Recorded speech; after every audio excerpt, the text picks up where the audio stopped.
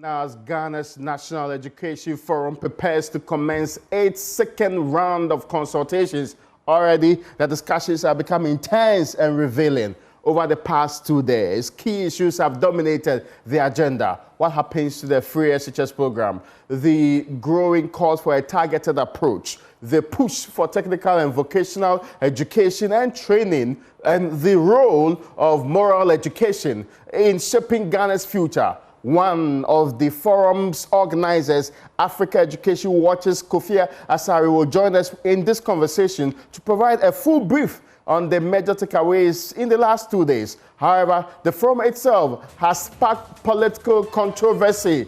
Critics, led by former Deputy Education Minister Reverend John Ntimfodjo, argue that this is nothing more than a strategic ruse by the Mahama government to renege on its commitments in the education sector. We will subject that to the scrutiny required. On the other hand, some educationists, including former GS Director General Charles Ahetochaga, see it as a necessary conversation about the future of Ghana's education system. So where does the conversation go from here? Is this forum a genuine effort to reform the system, or it is a simply, one of those political maneuvering tools? Well, we'll break it down. We'll actually get the experts together to give us a brighter and proper appreciation of what's happening. We sure should be starting with the man who's already with me in studio. And we should be having the brief from Kofi Asare. He should be joining us right now via phone. Now, well, we sure should be able to speak to Kofi Asare now. He's with the Africa Education Watch. But let me first and foremost introduce you to the Member of Parliament for Asin South. If you are not aware he is that gentleman who was Deputy Education Minister for a very long time, until recently. You recently became former Deputy Education Minister. Yes, that's Reverend correct. John Ntimfodjo, the Honourable Member of Parliament for Asin South. You're welcome, sir. Thank you, Raymond. Now, Kofi, you're welcome to this conversation. I hope you are doing well this evening. Well, I seem to have lost Kofi Asare there. We should be able to raise him because already there is concern. But let me start with you, Reverend John Ntimfodjo. You've been speaking. You are not very optimistic about this forum. You think it's just one of those attempts to pass the buck when it comes to making major education institution decisions in this country. Why so? Yeah, thank you very much, Raymond, for having me on your show, and a good evening to our cherished viewers. I have always raised my reservations about the National Education Forum and the timing.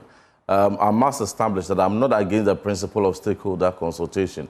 But if you mean well and you really want to have a meaningful stakeholder consultation, you conduct same at the time that you're conceptualizing your ideas, and at the time that you're constituting your vision for the people, even at the crafting of your manifesto stage. That is the time that if you really mean well, you engage the differences of opinion around the challenges you have envisaged in the system and the alternative policies that you deem as superior, that you want to set in motion when you are voted for. But when can a political party that's opposing you in an election, for example, call you to a meeting or a forum on education? But the very people who have been assembled, the same people could have been assembled whilst they were in opposition. Really? Yes, they could have gone around. What would be the mandate of that particular institution then? To hear them, to listen to them. Because the same professors, the same chiefs, and the same stakeholders, many of whom even had to raise up their hands up in arms before they were recognized. All of them could have been because in the run-up to the election, the president met faith-based organizations, met institutions, met parents associations. So if you really want to have stakeholder consultation, that is the best time to do it. Before the election? Before the election. The moment you are voted into power, it is expected that your social contract, you set it in motion. The people of Ghana are expecting President Mahama to put into the first budget that is to come, how he is going to pay the fees for the first years in tertiary institutions. They are expecting him to put into the budget how he is going to finance free SHS that he promised to even expand to include private schools. They expect to see him as he fulfilled the very things he has said in the manifesto. The very things that he said. So that is what he has to set in motion. So you think this is belated, right? You think that this is not the right time to hold a conversation? This is just an attempt to mutilate free SHS and to turn his back on the promises he gave the good people of Ghana, for which he obtained 6.3 million votes. Kofi, was that the briefing you had when you were asked to work on putting together this forum? Mutilation of the free SHS and an attempt to turn his back. That's the NDC's presidency. In this case, President John Dramani Mahama. Was that the briefing you had? Well, let me indicate that Africa Education Watch has been working with political parties, both the MPP's Manifesto Committee on Education, which was led by Dr. Prince Amar, my very good friend, and then the NDC's Manifesto Committee on Education, which was led by Professor Odru, who is chairing this particular committee. We have been working with them for over a year, 1 year before the election. The reason why TSOs work with political party manifesto committees in education is to, as much as practicable, try and influence their manifestos and align them with the education strategy plan. Because there is a broad strategy which we always advocate that political parties situate their promises within to ensure continuity. However, in the past 20 years of doing this work, what we have realized is that many a times we may not attain or achieve acquiescence, or we may not agree with political parties on everything they put in the manifesto. And it is common to see proposals of CSOs not finding expression in manifestos. Now, one of the things that CSOs have been campaigning against is the issue of manifesto governance. Political parties, many a times, believe that once they have the mandate, they are supposed to implement only their manifesto. That is not correct. You see, one of the challenges in the education system is what we call legacy governance or flagship governance, where party A comes to power and all they will do is what they promise. They prioritize one aspect of the education system because that's what they promise, and then they put more money there in the name of leaving a legacy. However, we are supposed to build a country for the next generation and not political legacy. And so manifesto alone can never drive development in this country. That is why we are happy about the process that the government has rolled out.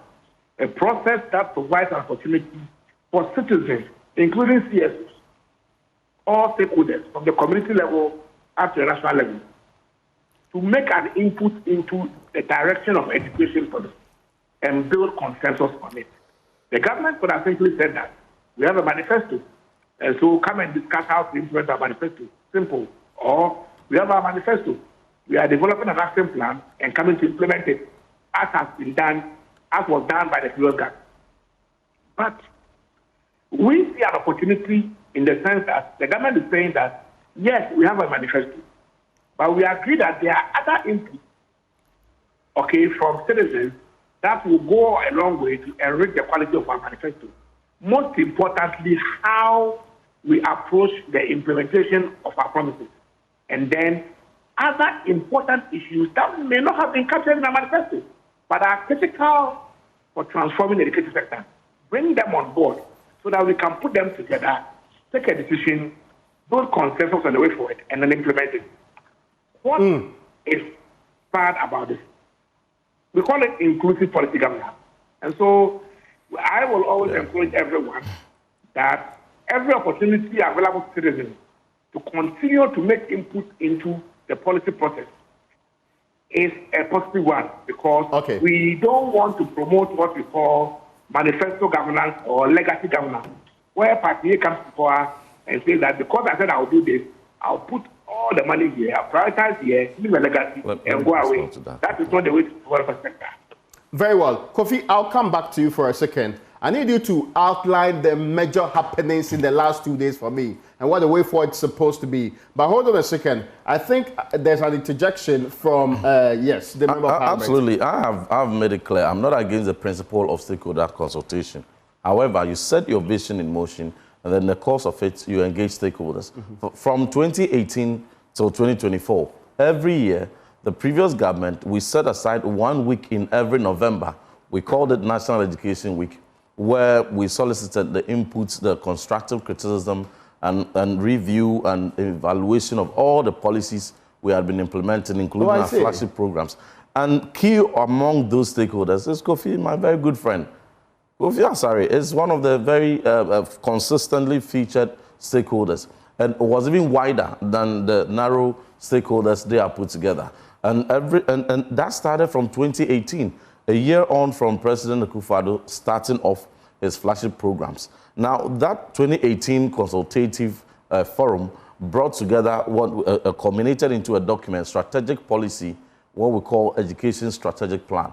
That education strategic plan, Raymond, is to span from 2018 to 2030, and it is aligned to SDGs, international development partners, local development partners, CSOs, teacher unions, astute professors, academics, where practitioners in the education space were all heavily involved in the crafting of this policy.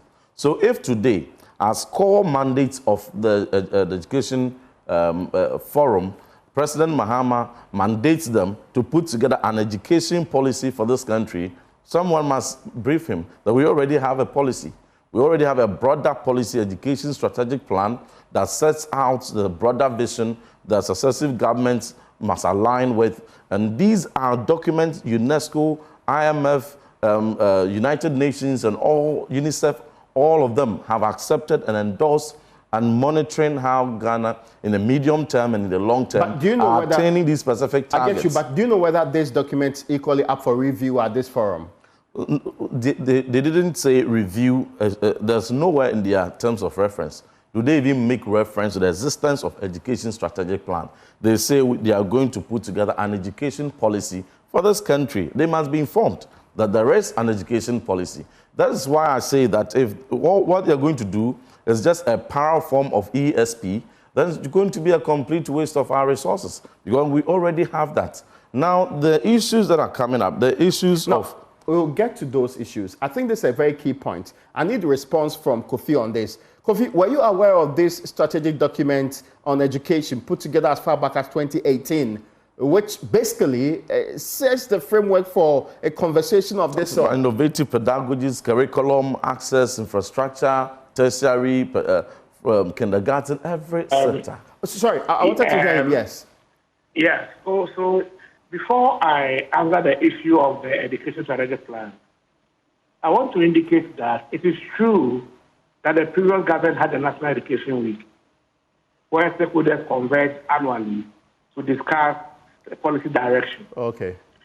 And that in itself is a tacit appreciation of the fact that there is nothing wrong about stakeholder consultation.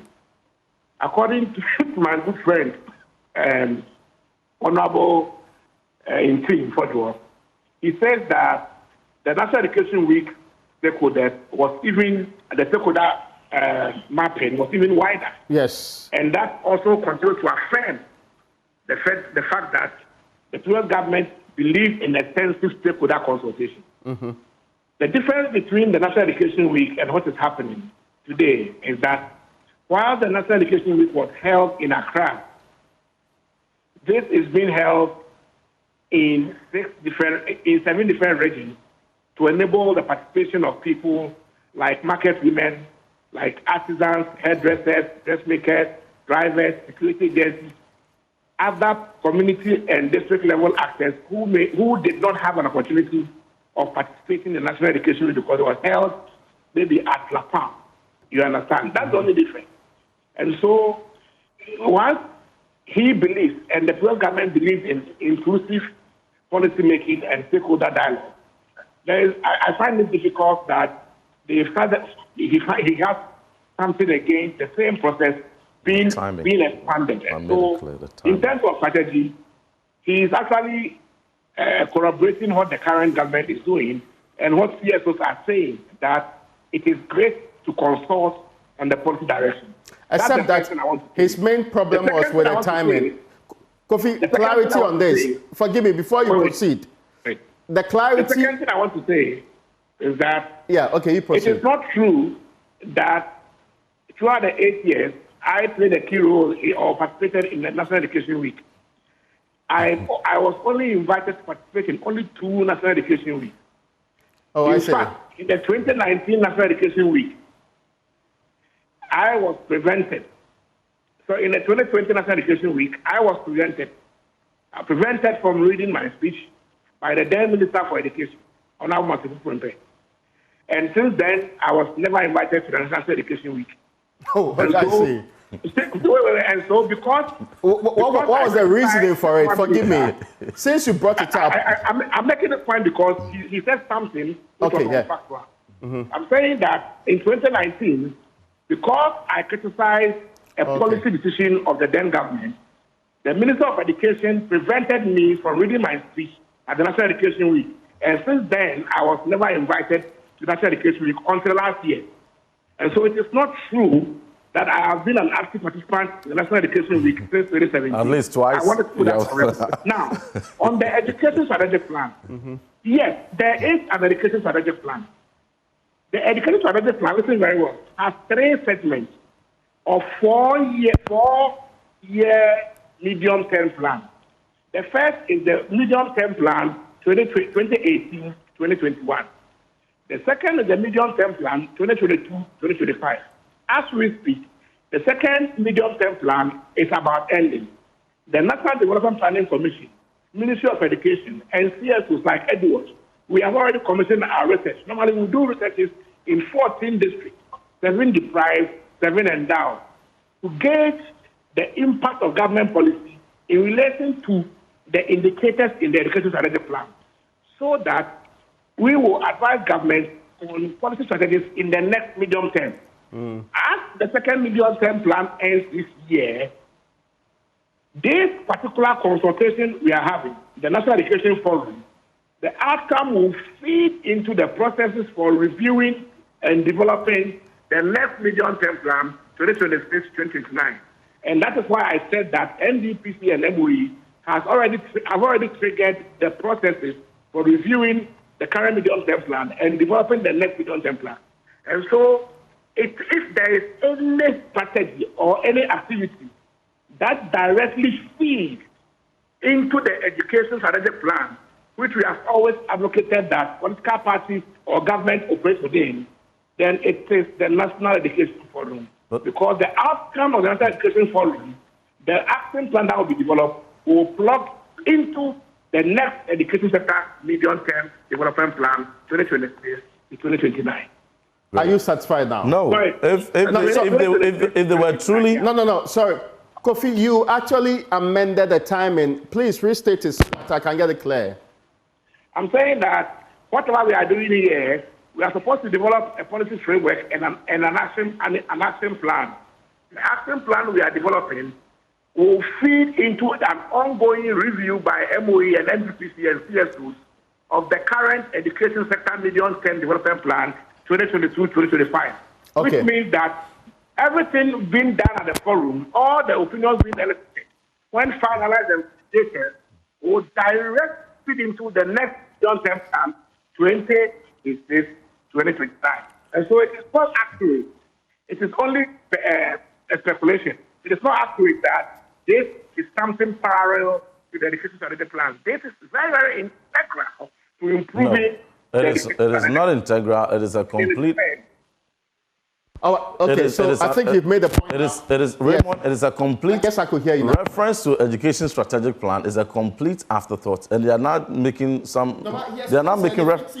Did you ever hear in all the documentations they put up in the formation of the National Education Forum, even in constituting the committee, the major terms of reference that was given to the note, the address that was delivered by President Mahama at the launch? In all these documents and in all these references, did you hear any mention of education strategic plan? Even once, they kept saying they are going to draft education policy.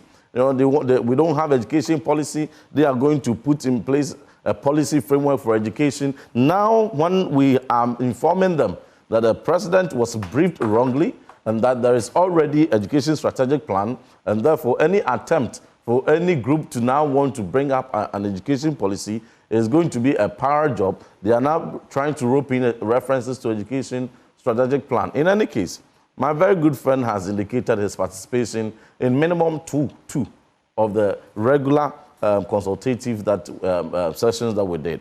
That is to say, remove somebody from, well, that assessment I'm not aware. Because the person that assessment I'm not aware. It is his claim, but that claim is not verified, so it's not something to go by. In the ministry. No, I wasn't. But even if I wasn't, I joined the ministry 2021. Yeah. I can't speak to what happened before. What specifically he made reference to. But what I'm saying is that in any case, he has alluded to participating in about 2. So, and then also confirmed that every year from 2018, we held education consultations. So I'm saying that you set your vision in place and then consultations coming because the fidelity of your social contract is so critical. My predictions are true and they have started coming out. One of the predictions I said was that they are going to mutilate free SHS. And all they are going to massacre the essential aspects of access. Massacre, what do you mean? One, access. Access is going to compromise. They have just indicated that one of the key proposals they have received in their forum is that they should bring back the cutoff system. Raymond, you remember that the cutoff system under NDC was a means to deliberately deny over 150,000 students every year from access to even when they don't pass the exams. How do you set passing and how do you so that cutoff is a man-made barrier they put in place to ensure that 150,000 between 120 to 150,000 BEC graduates do not proceed to SHS. And they want to bring that back in a dispensation where... a child who gets over 36, what they call it, grade 36, should be allowed to advance to another stage. Raymond, because we are bent on making sure that child still goes through Raymond, in 2019, yes, the lady who became the overall best student in a Brig Girls, who won 6 of the awards in their speech and prize giving day of her year group, was the student who got an aggregate over 40. Really? And at the time of entry, the school authority nearly rejected her. But because of the 30% equity access that was given, for some reason, I will not mention the name of the student. No, but it's a very popular, narrative in Brig Girls. At the time when Mrs. Fojo was the headmistress. And the story of this young lady, so inspiring, from a village somewhere, getting aggregate 44. Under NDC, this student would have been jettisoned. Would have been asked to go back to write it again and come back. This student would have been denied. No, there were rewrite systems in place. How many of them were able to rewrite? There were rewrite systems in place. How many of them were able to rewrite? Do you have data on how many were able to rewrite? No, but I'm talking about a system that existed. No. So you are saying that should have been denied. The system? Because it's only...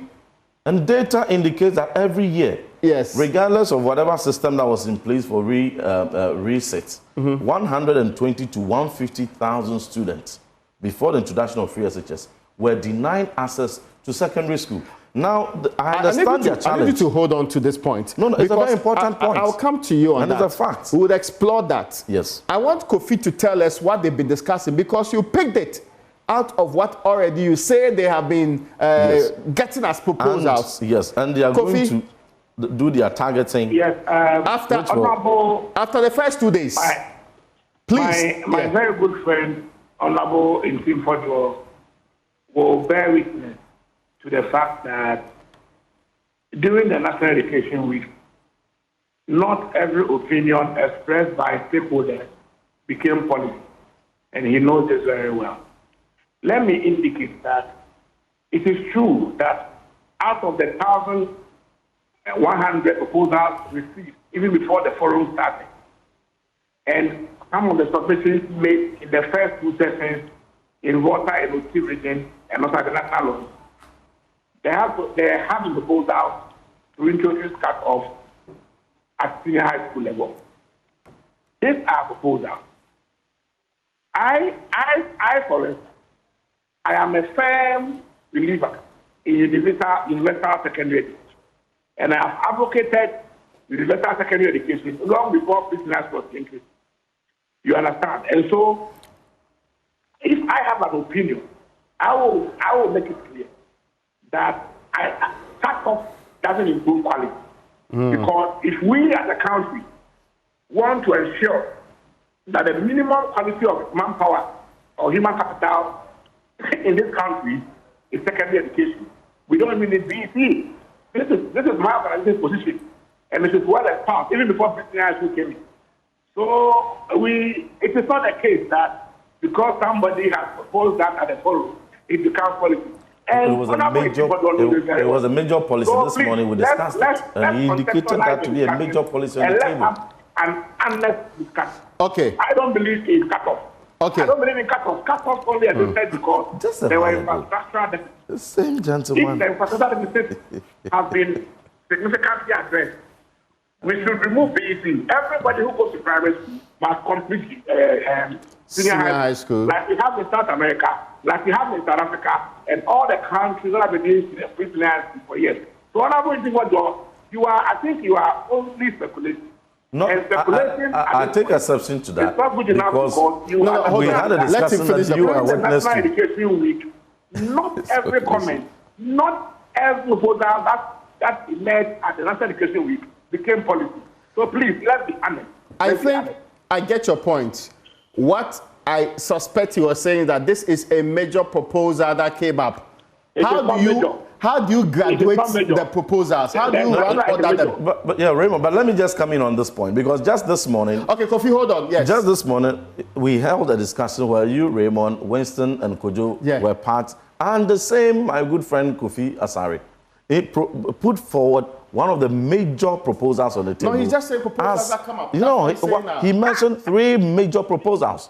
And this found expression. I think major is your keyword. No, it's not his word, right? No, but now he's denying that it is not. It's something that is trivial. It's something that is not even. They are certain agenda. But look, any attempt to bring barriers to education, we will resist it. Reverend, I understand your point. Because the Ghanaian child deserves... You are getting ahead of yourself on this matter. No, you were in a discussion when he brought this up as a major proposal. So if they are going back... You are treating it as if this is a policy that's already been settled upon. If they are going back, if they haven't pushed back, we will force them to retract every unfavorable agenda they are setting. We will force them you will force them to retract proposals that are inimical to the quality of education and access and the relevance of education. But is the relevance of a forum not to let people have difference in opinion so that it is sieved out and the best is carried forward? Isn't that the point? You agree, right? I made a point referencing his key proposals he put forth. Okay. And this morning he mentioned it in a forum. All of us were there, including no problem. yourself. I'm not disputing that. Yes. Now, Kofi, I guess so now are they it going is to deny important the targeting also? That you tell us what are the key issues coming up. I don't want to be boxed into the corner of saying they are major proposals. What are the key issues coming up out of the first 2 days engagement? Conversations around infrastructure, which is the first pillar. We've received proposals related to the development decentralized of UPfront. Okay. With their proposal pointing to the fact that to redesign the building, to fully embrace the component digital learning infrastructure, so that we define infrastructure not only in brick and mortar or desk, but also ICT infrastructure, including the internet, in that no school should be built without this component because it is important.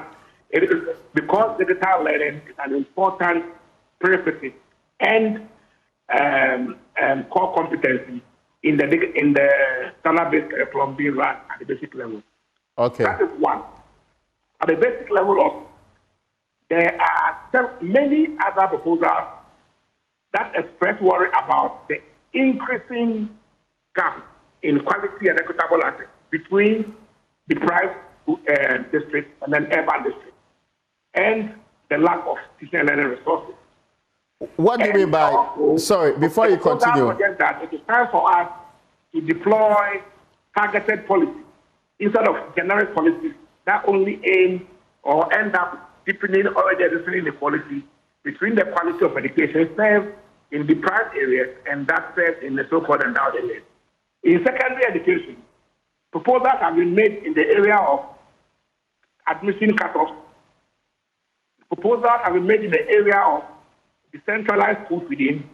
Proposals have been made in the area of targeting the free high school to provide more support to poor parents and allowing those whose income levels make sense to pay for the cost of food so that that money will be used to provide more funding for poorer families who are unable to even afford the cost of prospectus and other admissions. In the area of secondary education, proposals have been made in the area of TVET for the government to consider mounting TVET programs in category A schools.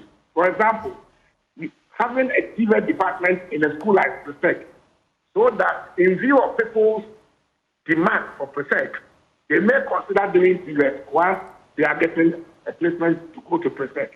Instead of segregating TVET under and instead of entirely segregating TVET under the Ghana under technical schools, and then allowing the remaining schools to run the non-TVET program. At the tertiary level, there have been proposals to enhance the student loan scheme, make it more sustainable, so that it can significantly prevent tertiary students from dropping out. Okay. Stakeholders have expressed worry about the low secondary to tertiary transition. About 35% of secondary school students are able to transit to tertiary, even though WASI results suggest that 60% are at least having passes in the forecourt and since last 2 years. Last year, the enhanced reduced a bit, but averagely it's been about 68% having passes in the forecourt, but then only 35% making it tertiary. And so stakeholders have called for an enhanced student loan package that ensures that the quantum of funds given to students is able to prevent them from dropping out and arrive at the right time at the beginning of the academic semester. There have been issues related to the curriculum. Okay. In this year, we have to review the standard-based curriculum. According to the curriculum framework, every 5 years, it must be subject to some form of review. And so there is a proposal to review the curriculum and make it value-based. The emphasis on cognitive development is good, according to proposal. But then, suggestions are that we should enhance the priority accorded to social-emotional learning or value-based education in the curriculum. So these are some of the emerging opinions or proposals that stakeholders made at the forum. No, I get your point, but because you were in that, can I isolate, for example, the contentious ones we've just been having conversation on? For example, the thing to do with free SHS and people paying for feeding. What was the justification for it? The justification for some of the proposals around student paying was that government is unable to finance the policy. Feeding is very, very poorly delivered.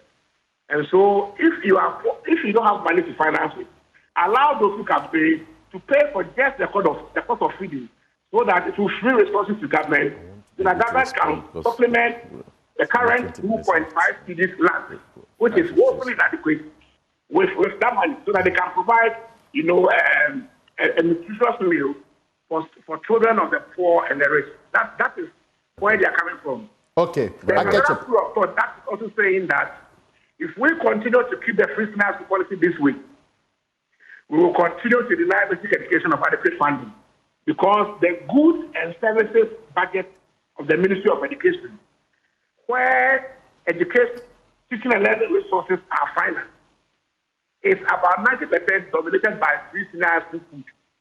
And so if you continue to maintain free senior school this way, and even go ahead and have private senior schools, as this government is proposing, you will end up making basic education far worse.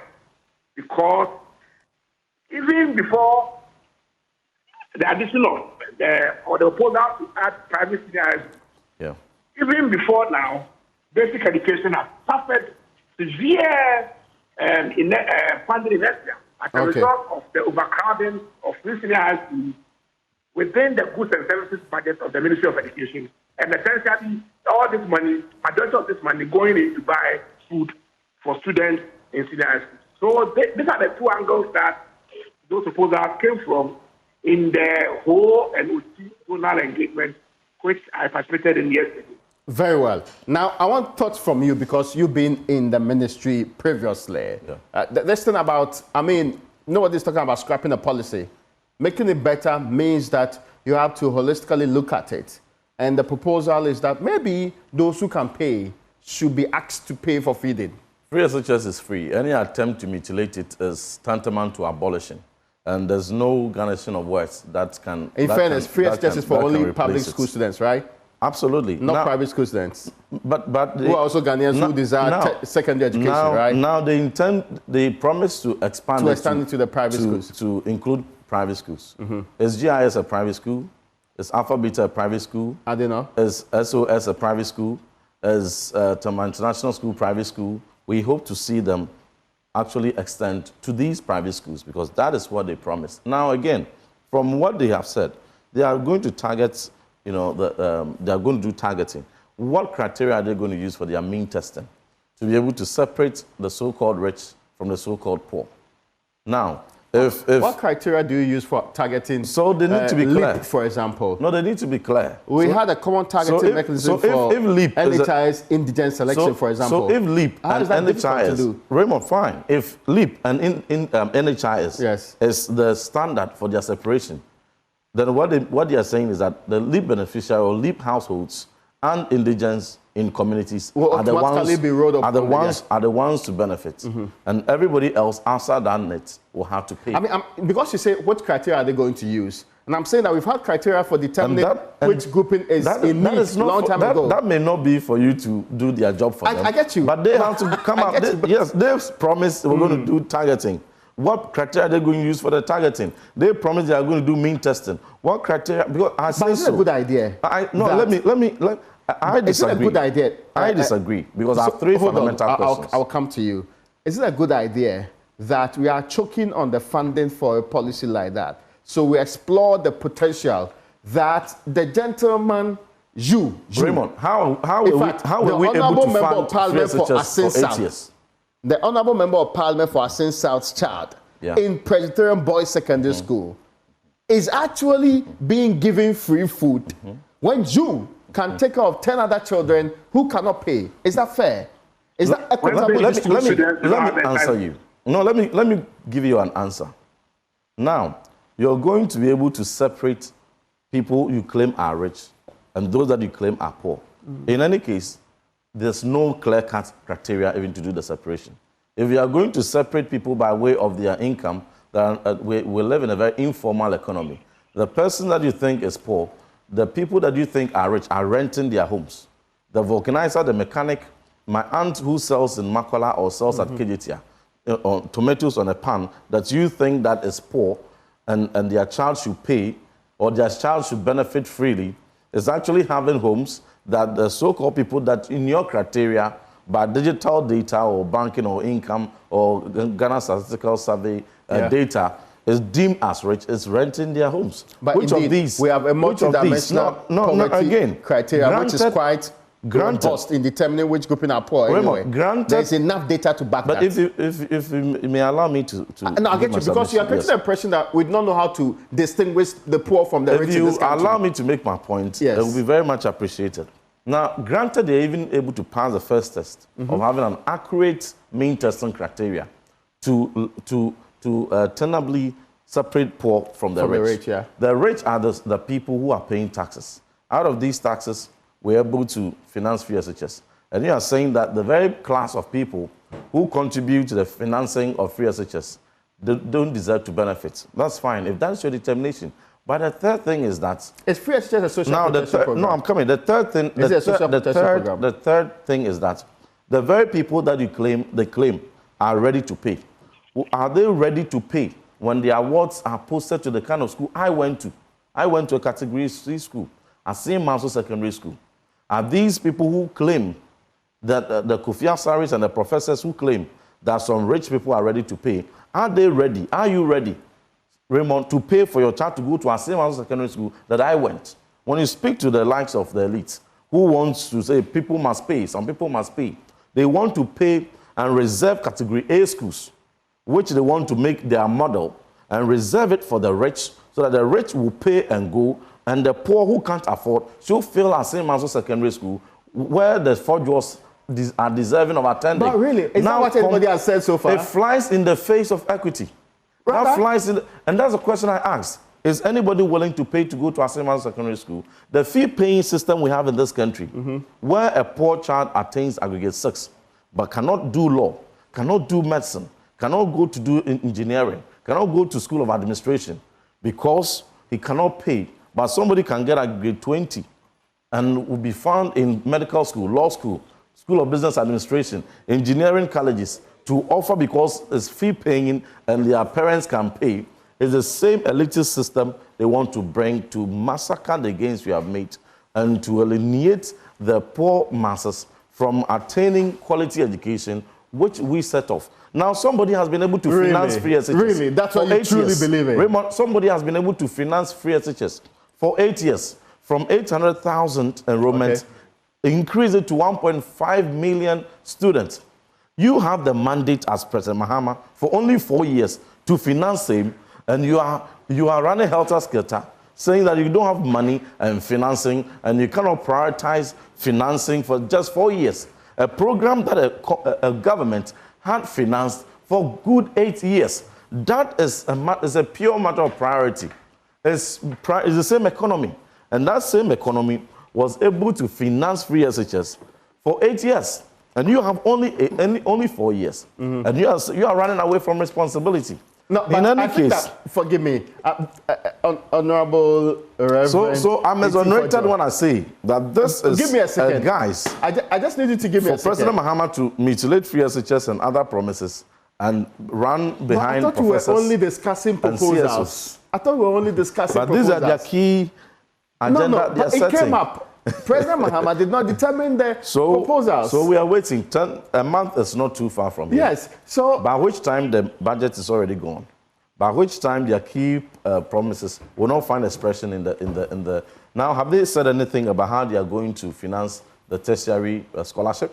If they were really committed to not reneging on that promise, they would have engaged all tertiary institutions through GTech to ask for the enrollment and admission enrollments, audited it, and costed it, and deferred, engaged them to say that we don't have a budget now. Our first budget will be passed March 11th, but we are indebted to you this much, each institution, because we promised that every first-year student will be paid their fees. So after we pass the budget, we are going to reimburse you, say, by April, May, or June.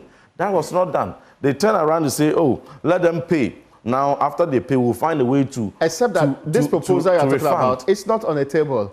I'm just trying to, for example... Now, TVET, what is on the table? TVET is on the table. Yes. Now, let me quickly touch on that. Before you touch on that, let me quickly introduce, because of the time we have, and the brief comment I also want to hear from him. But let me just land on the TVET. A former Director General... I'll ask him to speak it. A former Director General of the Ghana Education Service. Absolutely. Charles Aheto Chega. Yes. He joins us in this conversation.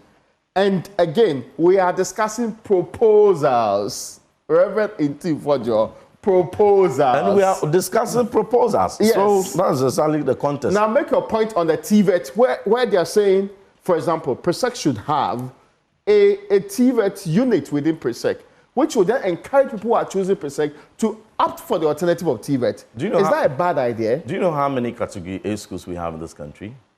No idea. Great. And have you done the costing? If you have to install workshops and tools on PRESEC to make it TVET, because TVET running is not like grammar. It takes beyond a classroom block. Okay. It takes a workshop.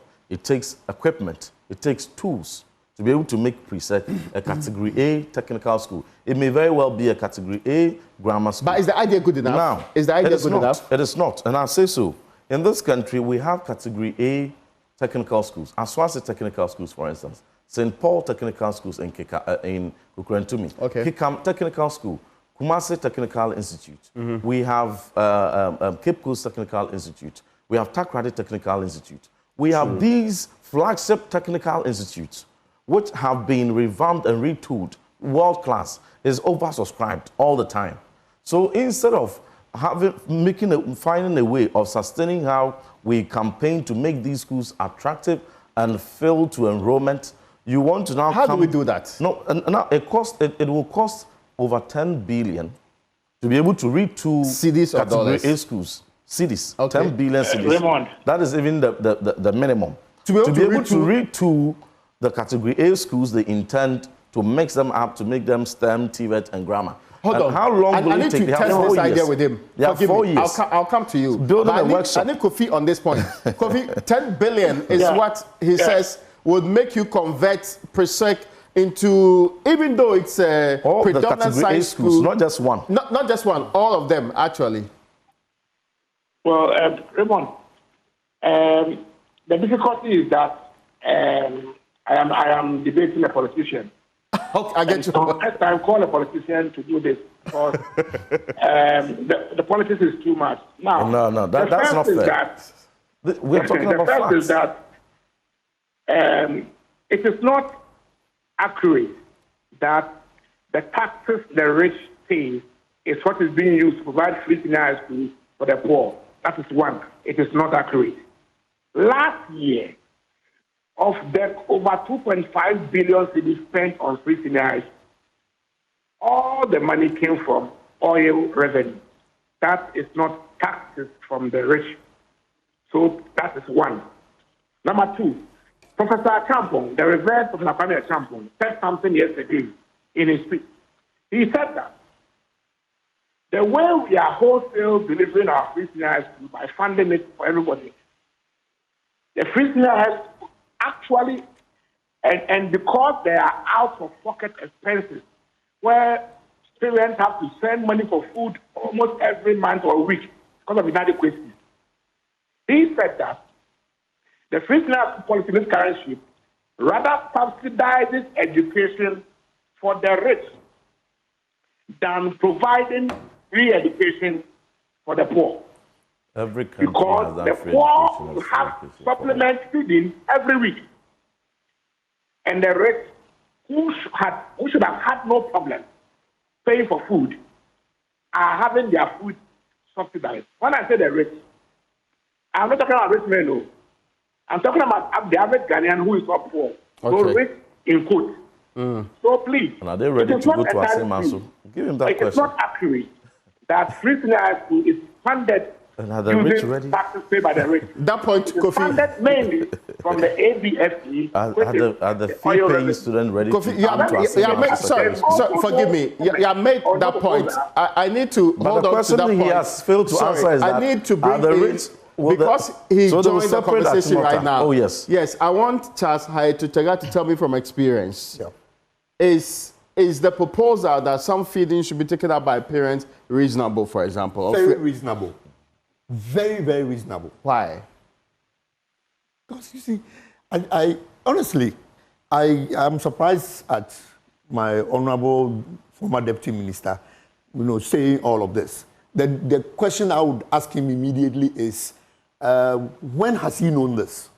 And why is it that during the time they were in power, the system was so confused, to say the least? But if it was confused, we were able to run it for 8 years. Yes, that is the point. And You we can have run given- anything for and a we have number of given years. it you to run it for 4 years. You can run anything for No, any I number take of exception to that. Yes, because Let him no, make no, And even 4 because years, of the you are fumbling No, but and we haven't crumbling. finished. Reverend John Intifojo. Reverend, Yes. You confused the system, and you have left it to us to system was run. not confused. No, you have not. Sorry, don't worry. Don't worry. I don't want us to Because debate again, confused or not no, confused. yes, Let me bring provocative words. Sorry, yes. I will respond in equal There are measure. very interesting facts that, unfortunately, they refuse to accept, that they ignored when they were even conceiving the idea of free education.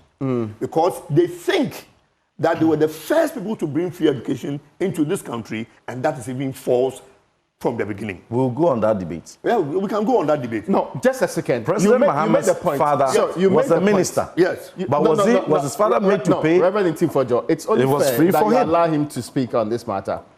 So I want you to tell me why you support the idea that some parents should pay for feeding. Okay, fine. So the Reverend will accept that the major cost to education, what they called free education, was the problem of feeding. Okay. Because right from the beginning, the feeding structure had been organized in such a way that parents provided a small contribution to the feeding of their children, right, in the secondary schools. So if you pay 2 cedis, 50 pesos a day for your child to be fed 3 times in a school, definitely that somebody else must come in to ensure that your child has good feeding. And that is what the government did. The government provided it. And the government knew that it cannot bear all of that. And what, as parents, they have a responsibility for their children. And so that one was agreed. And they were contributing Okay, I get your point, yes. They were contributing to it. Now, the government comes, MPP government comes and says, we will take all of it. And then now the children are near to even starving. I will tell you a fine example, Reverend. I have a brother, I have a nephew who is at a certain technical school, famous technical school. He told me that sometimes they have to starve to sleep. There wasn't enough food for them to eat. So you have come, feed them. No, that's the point. You see, so you created a problem. No, you are making an allegation. Problem. Please do not listen to You me. are making an allegation. Yes, sorry. So the implementation was Unless I hear him, I cannot hear you. Yes, the implementation was that you create problems, and I came here and told you that what he and his colleagues did was to set minefields for the government. Create minefields so that if you don't know, you dump in, then it blows you up. That's exactly what they have done. Do you also support this TVET idea of putting it into prominent known schools? Oh, I mean, this statement is overblown. Now let me tell you something. Okay. Enhancement. Okay. That's TVET. Okay. That's TVET. We have GSTs. Good. And there are 120 of schools who do it. The question I ask is, why would anybody refuse that there shouldn't be TVET in any school? No, I asked a simple question. There are 120 schools already running SHS technical. Now the question I asked is, the remainder of the schools that are category A, who are not running TVET, have they costed? How much is going to cost them to establish the workshop? And no, it's a simple question I asked. Yeah. Is that what I asked? No, that's a different question. Have they estimated how long will it take to build the workshops? Because you can't just, if you go to Fantipim, there is a whole technical block. Go to GSTS, there's a whole technical block, retooled, state of the art.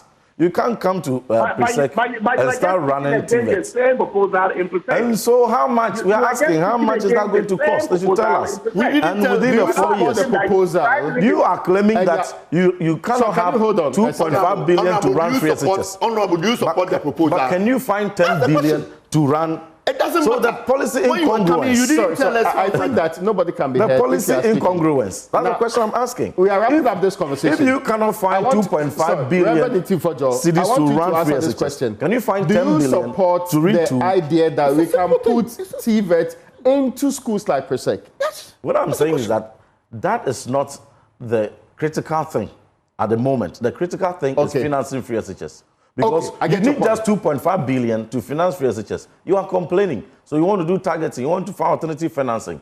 But you are ready to spend 10 billion cedis to be able to put up technical blocks in category A schools who are not already joining the 120 schools already doing secondary. This is already something that is happening. Again, this is a simple question I asked them. Sorry, you have asked the question. Their response. Sorry, day 2. We will certainly have several other days that we have to discuss these matters.